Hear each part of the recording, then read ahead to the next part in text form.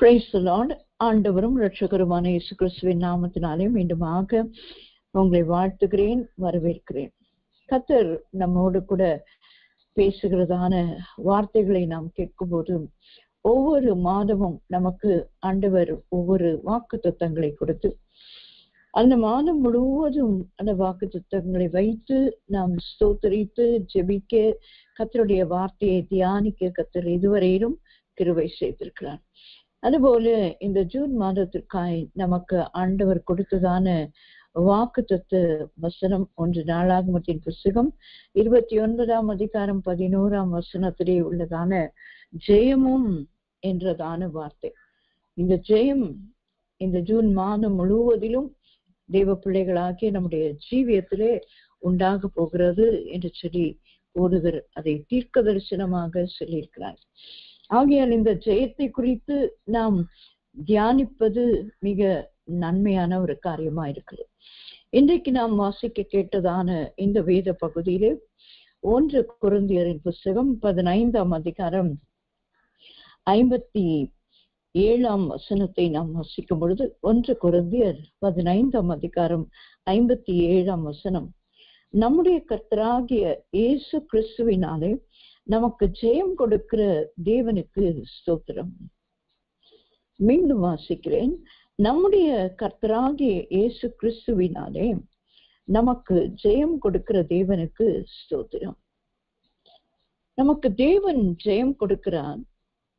அதில் யார் மூலமாய் கொடுக்கிறார் என்று சொன்னால் நம்முடைய கர்த்தராகிய இயேசு கிறிஸ்துவினாலே, நம்முடைய கர்த்தராகிய இயேசு கிறிஸ்துவினாலே. ஏன் கர்த்தராகிய இயேசு கிறிஸ்துவினாலே நமக்கு ஜெயம் உண்டாகிறது என்று சொன்னால், நமக்கு எதிலிருந்து ஜெயம் உண்டாகிறது என்று சொன்னால் அநேக காரியத்திலிருந்து நமக்கு ஜெயம் உண்டாகிறது. ஆண்டவராகிய இயேசு கிறிஸ்து சொல்லுகிறார், உலகத்திலே உங்களுக்கு உபத்திரவங்கள் உண்டு, ஆனாலும் திண்ணன் கொள்ளுங்கள், நான் உலகத்தை ஜெயித்தேன். அப்ப நமக்கு உபத்திரவங்களில் இருந்தும் என்ன உண்டு? ஜெயம் உண்டு. போராட்டங்களில் இருந்து ஜெயம் உண்டு.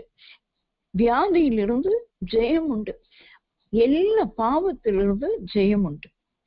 இன்றைய நாளிலே நாம் இந்த வேத பகுதியிலே வாசிக்க கேட்டதான முக்கியமான ஒரு காரியம் எதிலிருந்து ஜெயம் என்று சொல்லி நாம் பார்க்கும் பொழுது மரணத்தினின்று ஜெயம்.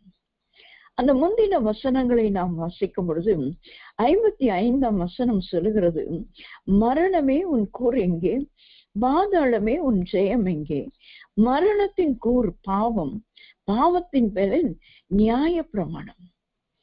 ஆனால் நம்முடைய கர்த்தராகிய இயேசு கிறிஸ்துவினாலே நமக்கு ஜெயம் கொடுக்கிற தேவனுக்கு ஸ்தோத்திரம்.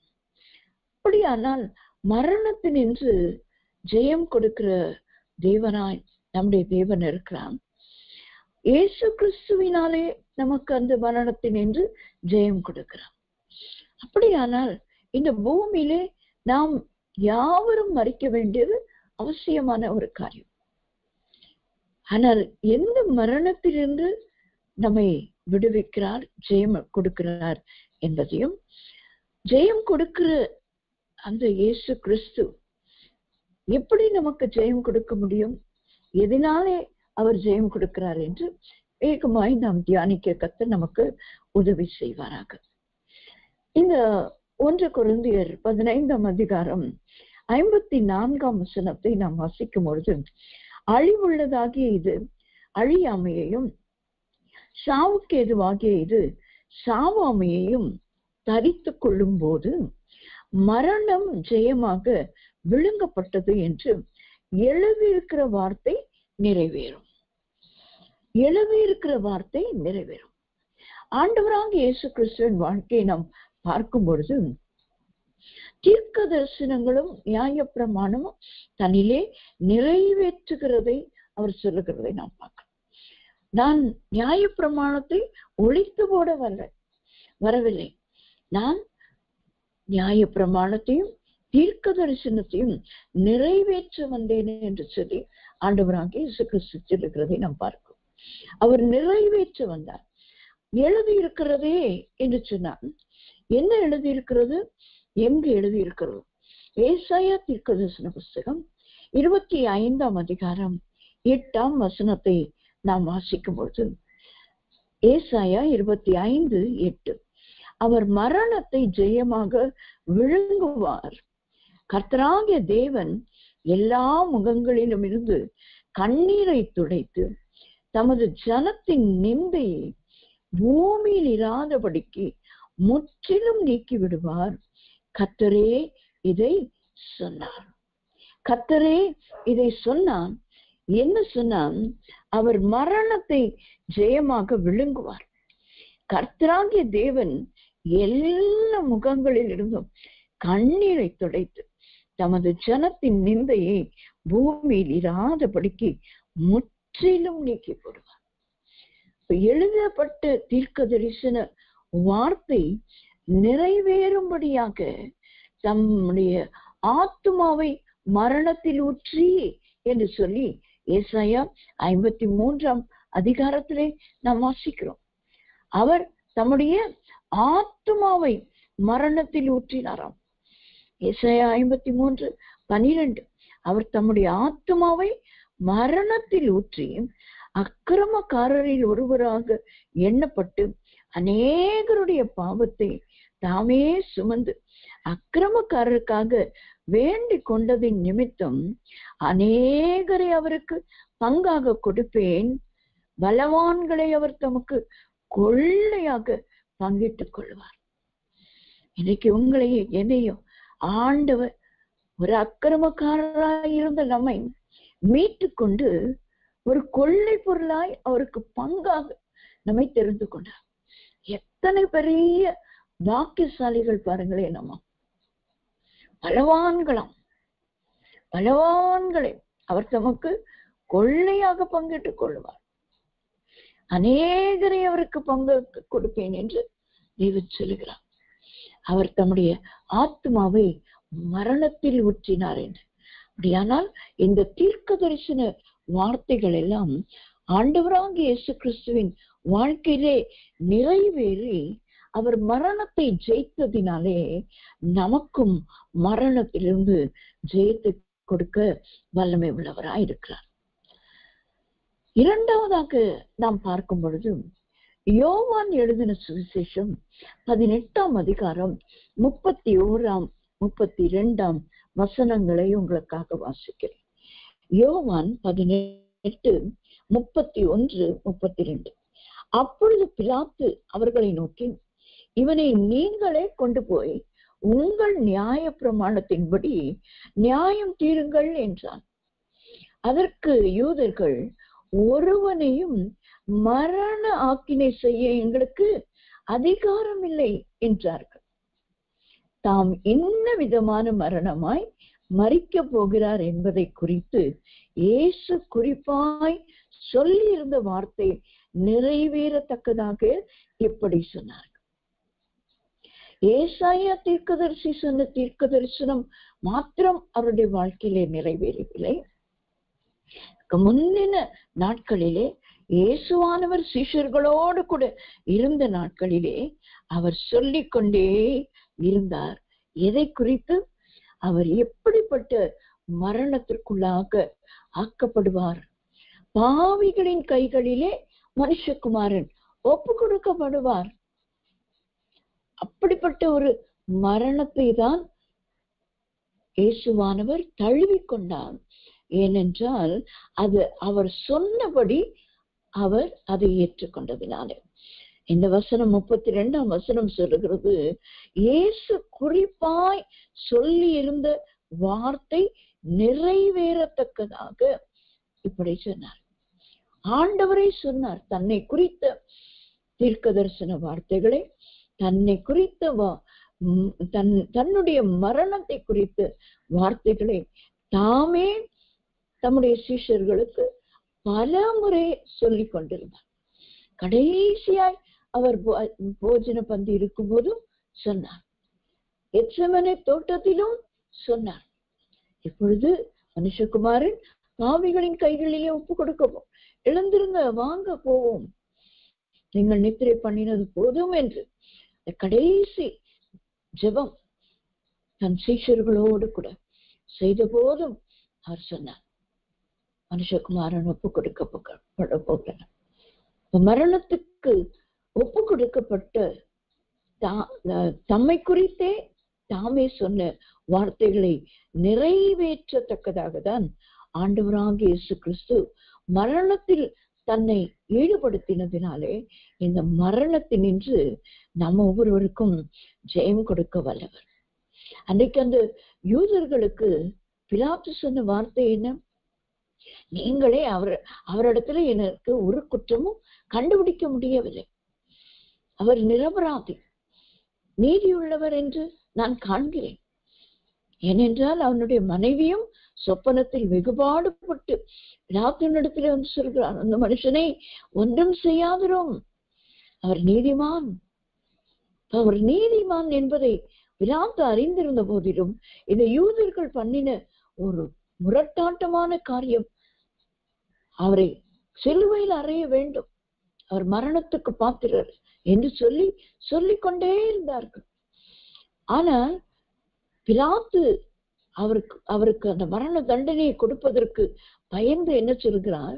நீங்கள் யூதர்கள், உங்களுக்கு ஒரு நியாய பிரமாணம் உண்டு, அந்த நியாய பிரமாணத்தை கொண்டு நீங்களே அவருக்கு ஆக்கினை கொடுத்து விடுங்கள், மரண ஆக்கினை கொடுத்து விடுங்கள். ஏனென்றால் நாம் வாசித்தோமே 1 கொரிந்தியர் 15ஆம் அதிகாரத்திலே பாவத்தின் பலன் மரணம், அந்த மரணத்துக்கு நியாய பிரமாணம் பதில் சொல்லுகிறது என்று சொல்லி,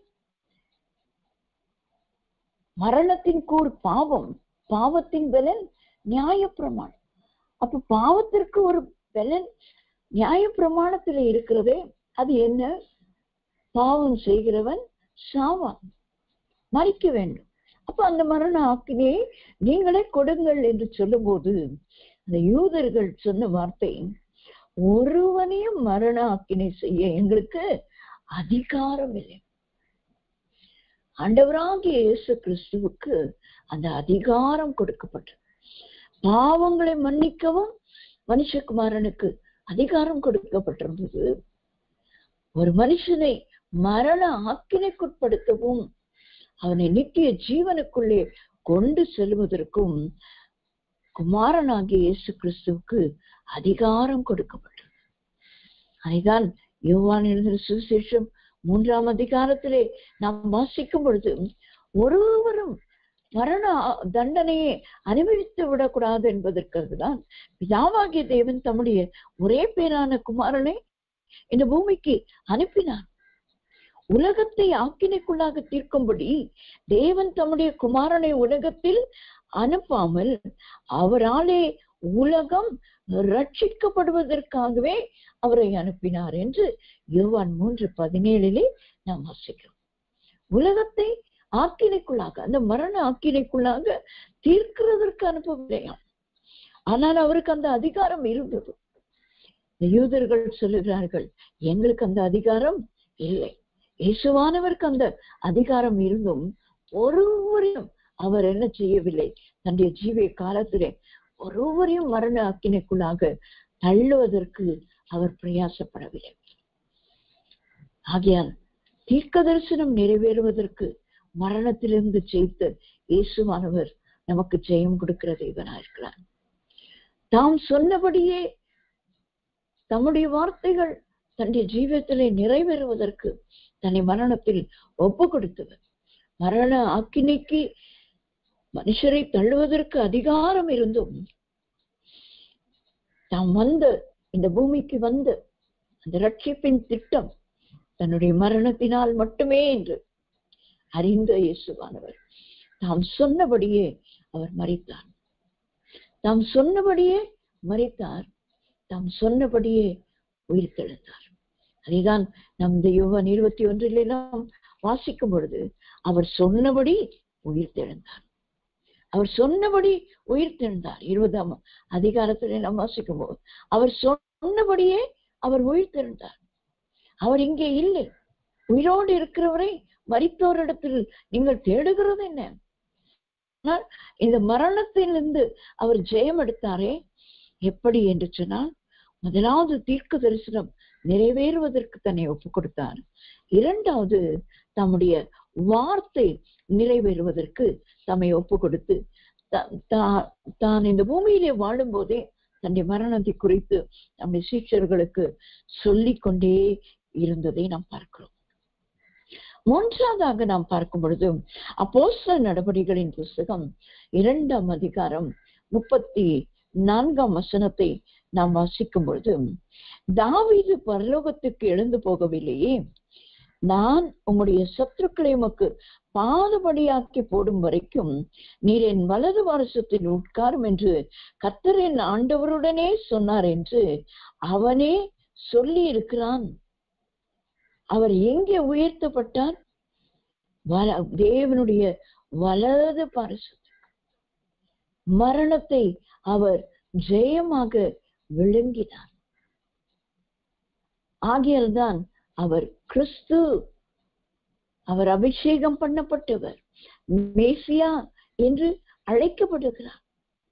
அப்படியானால் அந்த மரணம் அவரை கட்டி வைக்க முடியவில்லை. மரணத்தினால் மரணம் அவரை என்ன செய்யவில்லை, கட்டி வைக்கவில்லை என்று சொல்லி நாம் வாசிக்கிறோம். மரணம் அவரை ஒரு இடத்திலே, அந்த கல்லறையிலே அவர்கள் பூட்டி வைத்தார்கள். எப்படி பூட்டி வைத்தார்கள்? அந்த கல்லறையை ஒரு பெரிய கல்லை கொண்டு வந்து அடைத்து வைத்து அதன் மேல் முத்திரையும் போட்டார்கள், ஒரு சீல் வைத்தார்கள். இதை யாரும் திறக்கக்கூடாது. யாரும் திறக்கக்கூடாததை யார் திறந்தது? இயேசுவே திறந்து தேவன் அவரை உயிரோடு கூட எழுப்பினார் என்பதற்கு நாங்கள் எல்லாரும் சாட்சிகள் என்று அப்போஸ்தலர்கள் சொன்னதற்கு காரணம் என்ன? கோத்திர தலைவனாகிய தாவீது, அவன் மரணம் அடைந்தான், அவன் அடக்கம் பண்ணப்பட்டான். அவனுடைய கல்லறை இந்நாள் வரைக்கும் நம்மிடத்தில் இருக்கிறது.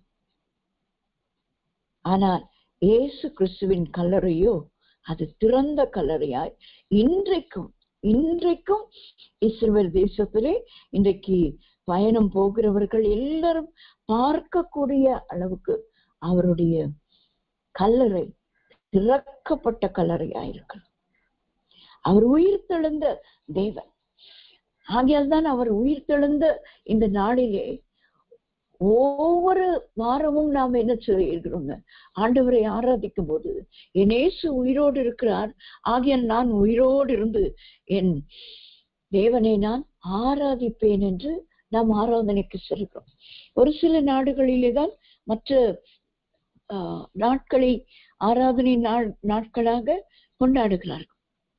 முக்கியமாக அரபிய நாடுகள் மட்டும்தான் நான் நினைக்கிறேன்.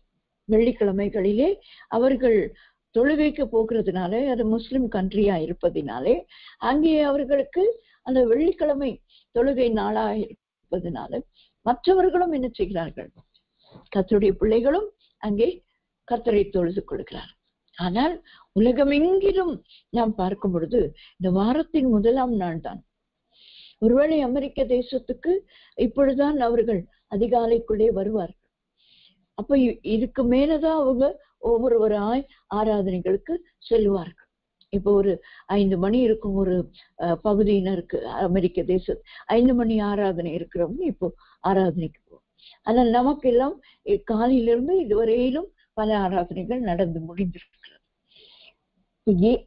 எதற்கு இந்த நாளை குறித்து வைத்திருக்கிறார்கள் என்று சொன்னால், இது புதிய ஏற்பாட்டின் காலத்திலே ஏற்பட்ட காரியங்கள் தான். அப்போஸ்தலருடைய நாட்களுக்கு பிற்பாடு நடந்த காரியங்கள் தான் இந்த வாரத்தின் முதலாம் நாளிலே ஆண்டவரை தொழுது கொடுக்கிற காரியம். எதற்கு? இயேசுவானவர் உயிரோடு கூட இருக்கிறார் என்பதை. அப்படியானால் இந்த கல்லறையும் அவரை அடைத்து வைக்க முடியவில்லை. அன்றைக்கு லாசரு கல்லறையிலே அடைக்கப்பட்டிருந்தார். ஆண்டவர் சொன்னார், இந்த கல்லை புரட்டி போடுங்கள். அதுக்கு பின்புதான் லாசருவே வெளியே வா என்று ஆண்டவர் அழைக்கிறார். கல்லை புரட்ட வேண்டும். அதைதான் நாம் நம்முடைய சுவிசேஷங்களிலும் நாம் வாசிக்கிறோம். அந்த கடைசி அதிகாரங்களிலே இந்த கல்லை, அந்த பெரிய கல்லை யார் நமக்காக புரட்டுவார் என்று ஸ்திரீகள் பேசிக்கொண்டே போகிறார்கள். அந்த அதிகாலை இருட்டோட வேளையிலே ஆண்டவருடைய சரீரத்துக்கு சுகந்த வர்க்கங்களிட வேண்டும் என்ற 3வது நாளிலே என்று சொல்லி அவர்கள் போகும்போது யோசித்துக் கொண்டு போகிறார்கள், பேசிக்கொண்டு போகிறார். யார் நமக்கு அந்த கல்லை புரட்டும்? அந்த கல் புரட்டப்பட்டிருந்தது, அது முத்திரை போடப்பட்டிருந்தது, அது பத்திரமாக அந்த கல்லறையை மூடப்பட்டிருந்தது. ஆனால் அந்த கல்லறை இயேசுவானவரை அடக்கி வைக்க முடியவில்லை. அவரை தேவன் உயிரோடு கூட எழுப்பினார். ஆகையால் தான் ஆண்டவராகிய இயேசு கிறிஸ்து நம்மையும் கூட மரணத்தினின்று ஜெயிக்க வல்லவராயிருக்கிறார். மரணத்திலிருந்து நமக்கு ஒரு ஜெயத்தை கொடுக்க வல்லமை உள்ள தேவனாயிருக்கிறார்.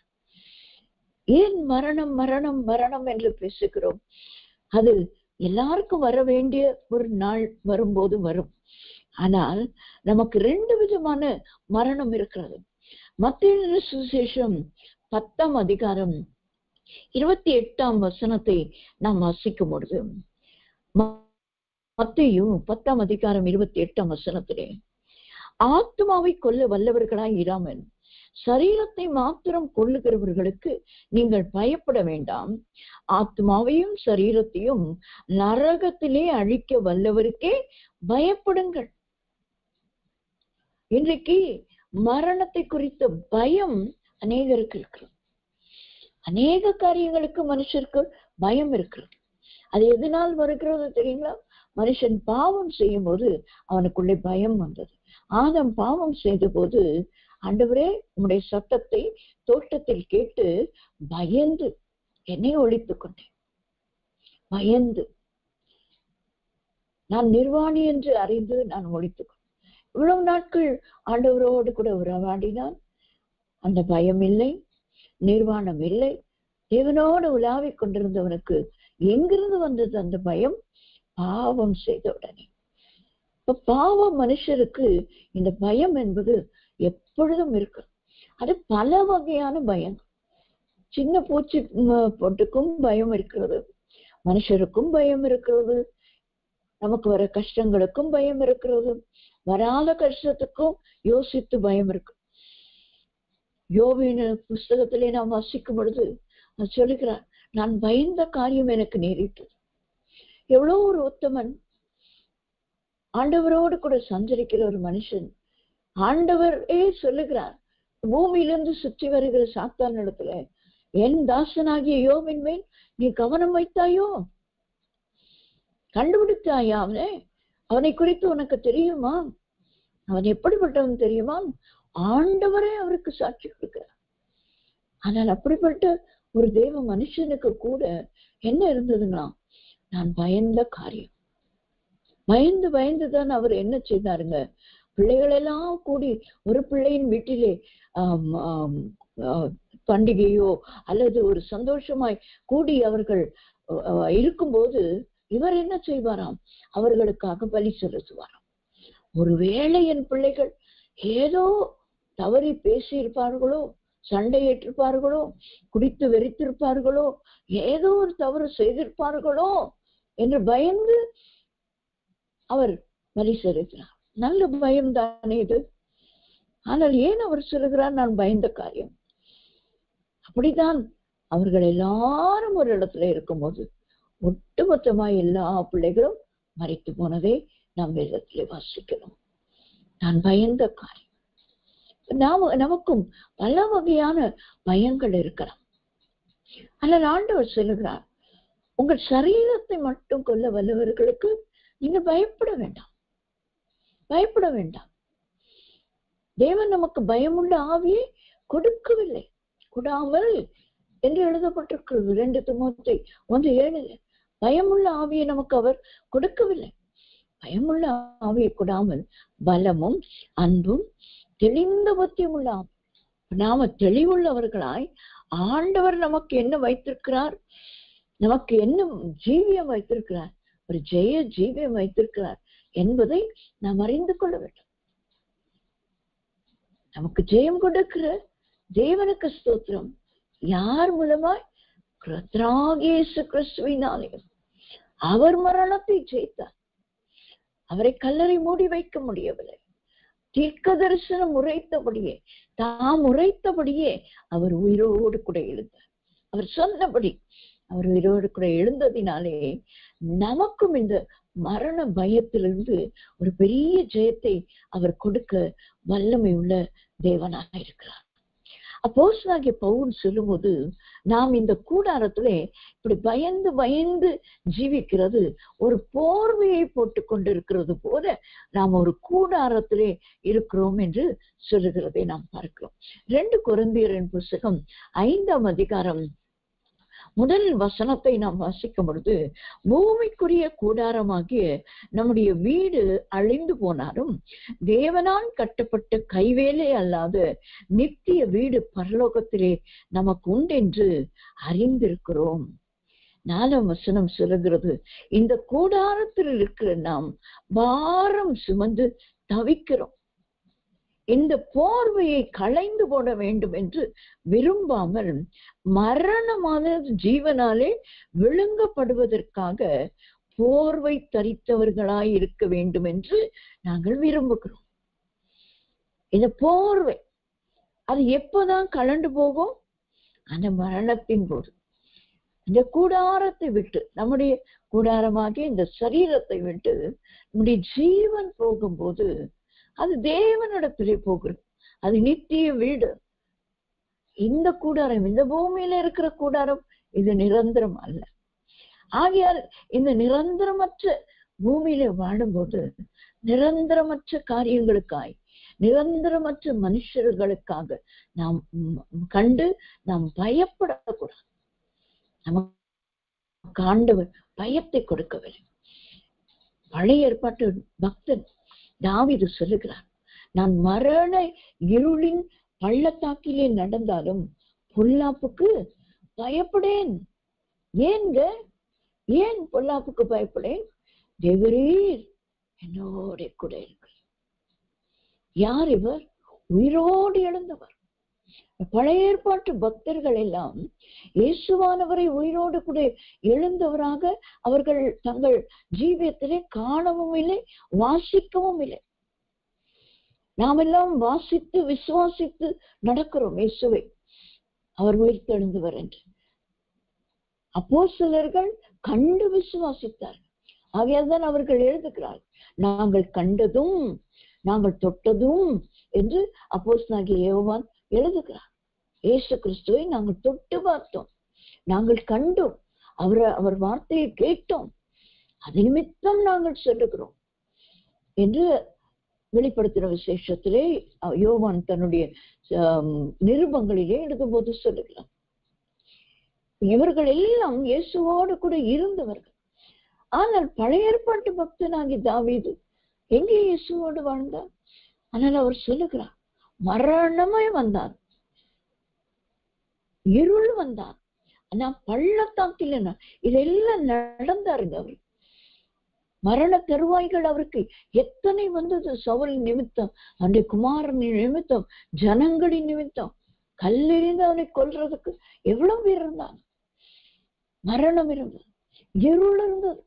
அடுத்து என்னுடைய ஜீவியம் எங்கே போவேன் நான் என்று இருள் சூழ்ந்த நேரங்கள், பள்ளத்தாக்குகளை கடந்து சென்று ஆனால் தைரியமாய் சொல்லுகிறார், இவர்களின் மத்தியிலே நான் பொல்லாப்புக்கு பயப்படேன். தேவரீர் என்னோட கூட இருக்கிறேன், தேவரீர் என்னோட கூட இருக்கிறேன். உமது கோல், உமது தடி. ஒரு மேய்ப்பனாய் அவன் கோலும் தடியும் ஏந்தித்தான் அவன் சிங்கங்களை, கரடிகளை ஜெயித்தான். அவனிடத்துல பெரிய வெட்டுக்கத்தியோ, பெரிய கோடாரியோ, பெரிய பெரிய ஆயுதங்களோ, ஈட்டி தாங்கோ எதுவும் இல்லை. கோலும் தடியும் வைத்துதான் அவன் ஆடுகளை மேய்த்து கொண்டிருந்தான். ஆனால் அந்த கோலும் தடியும் தான் அவனை கரடியின் கையிலும் சிங்கத்தின் கையிலும் அவன் ஆட்டுக்குட்டிகளையும் சரி அவனையும் சரி மீட்டெடுத்ததே, அவனை ராஜாவாக அபிஷேகம் பண்ணினதே, அந்த நித்திய அபிஷேகத்தை வைத்துதான் அவன் சொல்லுகிறான், நான் பயப்படேன். யோபுவும் சொல்லுகிறார், அவருக்கு பயந்த காரியம் வந்தது. ஆனால் அதன் பின்பு சொல்லுகிறார் 19ஆம் அதிகாரத்தில், என் மீட்பர் உயிரோடு இருக்கிறார், நான் கடைசி நாளில் அவரை பூமியின் மீன் நிற்பதை காண்பேன். என் தோல் முதலாவது அழுகி போனாலும் என் கண்களால் அவரை காண்பேன். தோல் எல்லாம் அழுகி போயிட்டாலும் கண் மாத்திரம் இருக்கும்னு அவர் விசுவாசித்திருக்கிறார் பாருங்க. அந்த விசுவாச கண்கள் அவர் தேவனை பார்த்தார், உயிரோடு இருக்கிற மீட்பரை பார்த்தார். இன்றைக்கு உயிரோடு இருக்கிற இயேசுவை நாம் விசுவாசித்து நடக்கிறோமே, நமக்கு சின்ன ஒரு பிரச்சனை வரும்போது பயந்து போகிறோம். இதுவா இருக்குமா, அதுவா இருக்குமா, இதுவா இருக்குமா, இன்றைக்கு ஒரு சின்ன வீக்கம், ஒரு சின்ன காரியம், கேன்சரா இருக்குமா, இது டிவியா இருக்குமா, இருக்கிறதுலே பெரிய பெரிய வியாதிகளை தான் நம்ம யோசிச்சுக்கிட்டே ஹாஸ்பிட்டலுக்கு போகும்போது அவங்களும் நம்மகிட்ட இருந்து பணம் எவ்வளவு இருக்குதோ அவ்வளோத்தையும் பிடுங்குறதுக்கு என்ன காரியம் செய்கிறாங்க. ஆமாமா, ஒருவேளை இருக்கலாம், எடுங்க இந்த எம்ஆர்ஐ, எடுங்க அந்த ஸ்கேனு, எடுங்க இந்த ஸ்கேன் எடுத்து அவங்க பணக்காரராகி நம்மை ஏழைகளாக்கி கொண்டிருக்கிற இந்த மருத்துவ உலகம். நேற்று தினமும் முந்தின தினமும் நான் அப்படியா படுத்துக்கொண்டு அப்படியே சில காரியங்களை யோசித்து, இந்த நாட்களிலே நடக்கிற இந்த மருத்துவ துறையிலே நடக்கிற பயங்கரங்கள். அந்த நாட்களிலே ஒருவருக்கு ஆக்சிடென்ட் ஆகி லங்ஸ்ல ரிப்ஸ் குத்தி ஹாஸ்பிட்டல் கொண்டு போனோம். தி பெஸ்ட் ஹாஸ்பிட்டல் இன் மதுரையா. எப்படியாகினும் என்ன ஆபரேஷன் பண்ணி உயிரோடு கூட எழுப்பி கொண்டு வந்துருவாங்க. நான் யோசித்தேன், இயேசுவாலே அல்லாமல் ஒருவராலும் மரணத்தினின்று ஜெயம் கொடுக்க முடியவே முடியாது.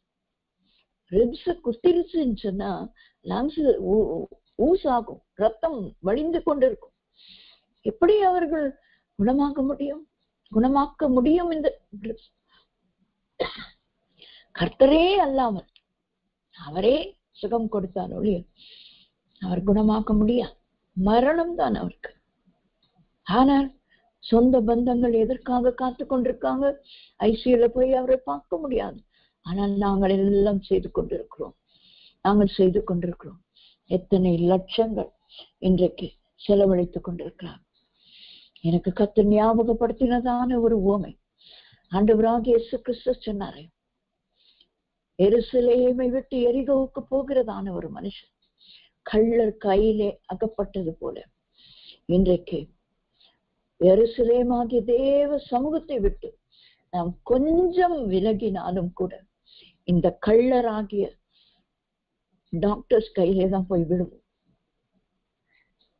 ஒரு அருமையான பெந்தெகோஸ்தே தீர்க்கதரிசியானவர் பல வருடங்களுக்கு முன்னதாக சொன்ன காரியம், கடைசி காலங்களிலே நம் மருத்துவ துறைதான் தேவ பிள்ளைகளுக்கு எதிரான ஒரு சாத்தான்.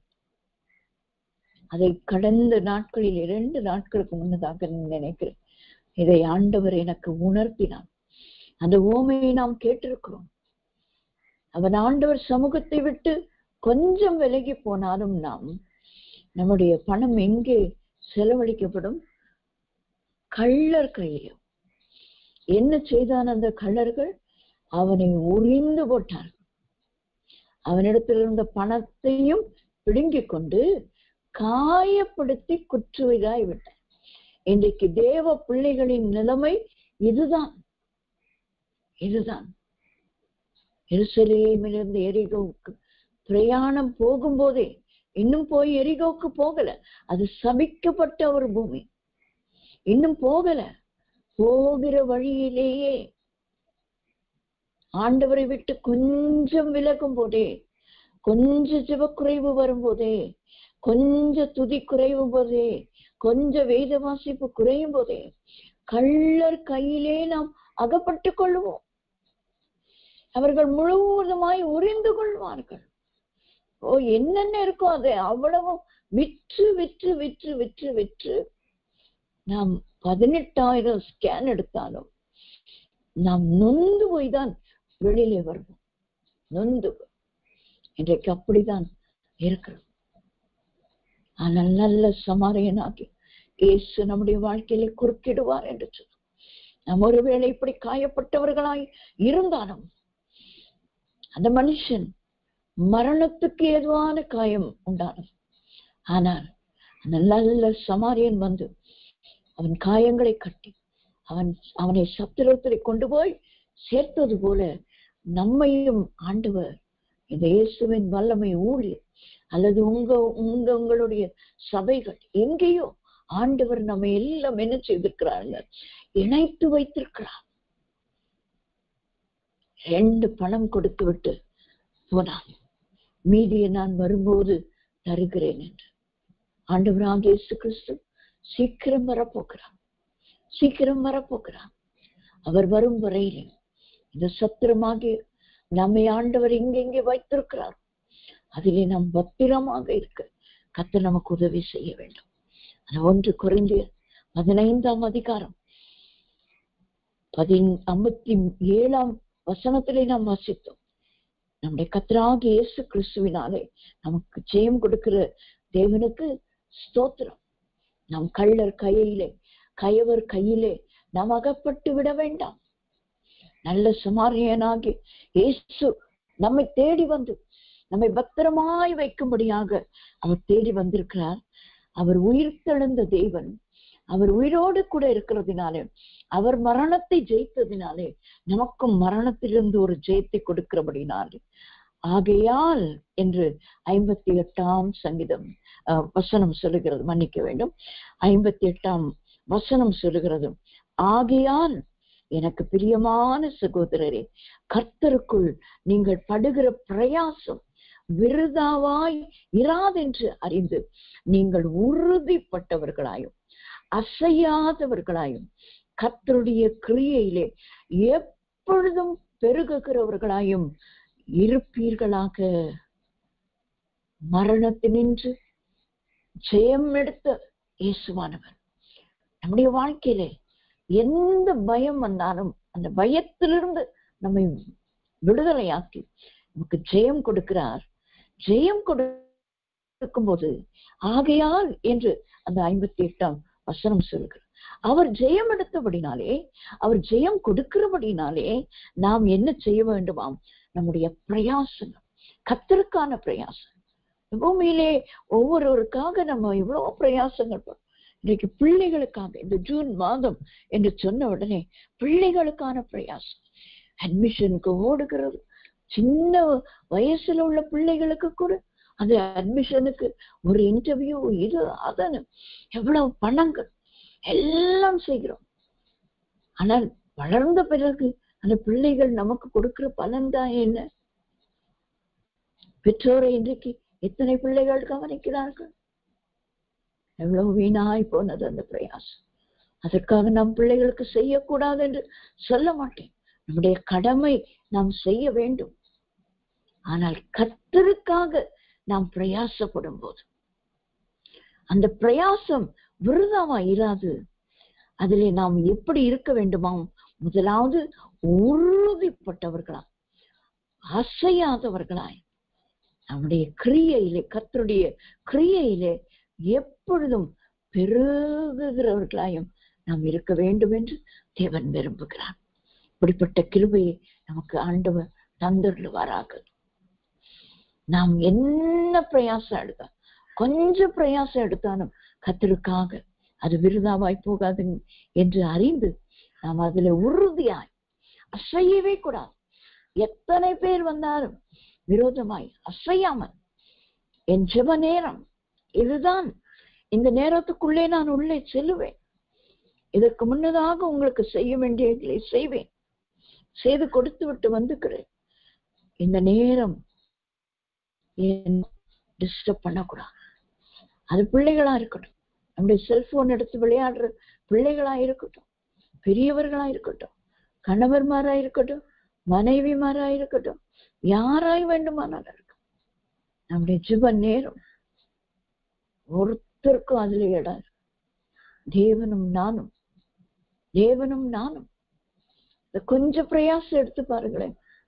தேவன் அதிகமான கிரியை செய்து அந்த கர்த்தருடைய கிரியையிலே நாம் பெருகுகிறவர்களாய் மாறும்.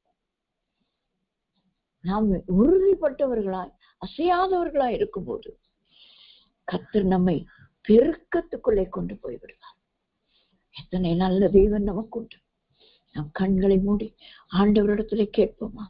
ஆண்டவரே, இன்றைக்கு மரணத்தினின்று நீர் ஜெயம் எடுத்தது போல எனக்கும் 2ஆம் மரணமாகிய அக்கினி கடலிலிருந்து ஒரு ஜெயத்தை கொடுப்பதற்காக இந்த உலக பிரகாரமான பயத்திலிருந்து என்னை விலக்கி காத்துக்கொள். உலகத்திலே என்னை கொல்லதான் முடியும் அவங்களுக்கு, ஆனால் என் ஆத்துமாவை கொல்ல முடியாது. என் ஆத்துமாவை என் பொறுமையினால் காத்துக்கொள்ள எனக்கு உதவி செய்யும். உமக்காக பிரயாசப்பட எனக்கு உதவி செய்யும். அந்த பிரயாசத்திலே நான் உறுதியாயிருக்க, அசையாமல் இருக்க, கர்த்தரின் கிரியையிலே பெருகி பெருகி பெருக்கத்திற்குள்ளாக கர்த்தர் எனக்கு உதவி செய்யும் என்று மெல்ல கண்களை மூடி நாம் செபிப்போம். இந்த நல்ல வேலைக்காய் நன்றியோடு துதிக்கிறோம், ஸ்தோத்திரிக்கிறோம். மட்டுமாய் நீர் எங்களோடு கூட இடைப்பட்டீர். மரணத்தினின்று எங்களுக்கு ஜெயத்தை கொடுக்கிற நல்ல தேவனாய் நீர் இருக்கிறீர். தீர்க்க தரிசனம் நிறைவேறும்படியா, உம்முடைய வார்த்தைகள் நிறைவேறும்படியா நீர் உயிரோடு கூட எழுந்தீர் ஆண்டவர். நீர் மரணத்தை ஜெயித்தீர் ஆண்டவர். ஆகையால் அந்த மரணத்தை ஜெயித்த எங்கள் இயேசுவினாலே, இயேசு கிறிஸ்துவினாலே எங்களுக்கு ஜெயம் கொடுக்கிற தேவனுக்கு ஸ்தோத்திரம். ஆகையால் நாங்கள் ஆண்டவரே உமக்காக எடுக்கிற எந்த பிரயாசமும் ஆண்டவரே இந்த பூமியிலே விருதாவாய் போகாதபடிக்கு நாங்கள் உறுதிப்பட்டவர்களாய் அசையாதவர்களாய் ஆண்டவரே உம்முடைய கிரியைகளிலே பெருகுகிறவர்களாய் பெருகி பெருகி பெருகி ஆண்டவரே நாங்கள் பெருக்கத்தை உம்முடைய கிரியையிலே காண்பிக்க கிருபை தருகிறார். மீட்பர் இயேசுவின் நாமத்தில் ஜெபிக்கிறோம் எங்கள் நல்ல பிதாவே. ஆமேன், ஆமேன், ஆமேன்.